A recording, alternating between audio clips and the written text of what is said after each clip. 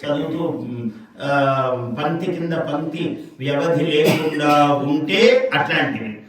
ఇంతలో పుస్తకం ఉంది, దాని ఇండెక్స్ అంటే విషయ సూచికనే ఇంత బుక్ ఉంటుంది. స్కాంద పురాణం అంటే భయం అందరికీ. మీరు ప్రపంచంలో ఏ విషయం చూడండి, ఇది స్కాంద పురాణే రేవాఖండే సత్యనారాయణ స్వామి వ్రతం ఎక్కడుందయా నీకంటే స్కాంద పురాణే రేవాఖండే అని వస్తుంది. స్కాంద పురాణములో రేవాఖండములో అని. బ్రహ్మఖండము, రేవాఖండము, రుద్రఖండము, ఇట్లా విష్ణుఖండము, ఒక్కొక్క ఖండం ఇంత ఉంటుంది. అంత విశాలమైనది ఒక స్కాందం. స్కాందమే కాదు, పద్మపురాణం చాలా పెద్దది.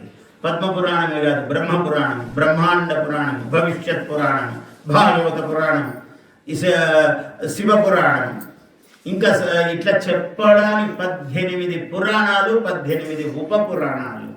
ఇవన్నీ ఇంత జ్ఞానభాండాగారం ప్రపంచంలో. నేను ఎప్పుడు సభల్లో చెప్తుంటాను ఒక మాట, మొత్తం ప్రపంచం భూమండలం అంతా తీసుకోండి, అన్ని దేశాలు తీసుకోండి, ప్రపంచములో ఏ ఏ భాషలలో ఏ ఏ సాహిత్యం వచ్చిందో అదంతా ఒకవైపు పెట్టి మన సంస్కృతము మన వాంగ్మయం అంతా ఒక చోట పెడితే ఆ వాంగ్మయం ప్రపంచంలోదంతా ఇంత అయితే ఇక్కడి నుంచి ఇంత అయిందనుకోండి, భారతదేశ సాహిత్యం అక్కడికి ఉంటుంది.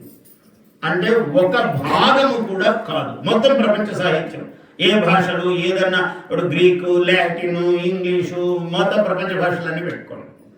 అన్నీ అయితే ఇంత అయితే మనదేమో ఇక్కడి నుంచి అక్కడికి మన చేతులు కూడా చాలు. అంత వాంగ్మయం భారతదేశంలో ఉంది. ఈ వాంగ్మయములో ప్రధానమైన భాగము వ్యాసుల వారు. అంతకుముందు వేదముల తర్వాత వ్యాసుల వారు, వ్యాస భగవానుడు అటువంటిది. కాబట్టి నారదుడి అవతారము 3వ అవతారం. అలాగే నరనారాయణ ఋషి అన్నాడు భాగవతంలో. నరనారాయణులు ఇద్దరు, వాళ్ళు ఋషులు. నరుడు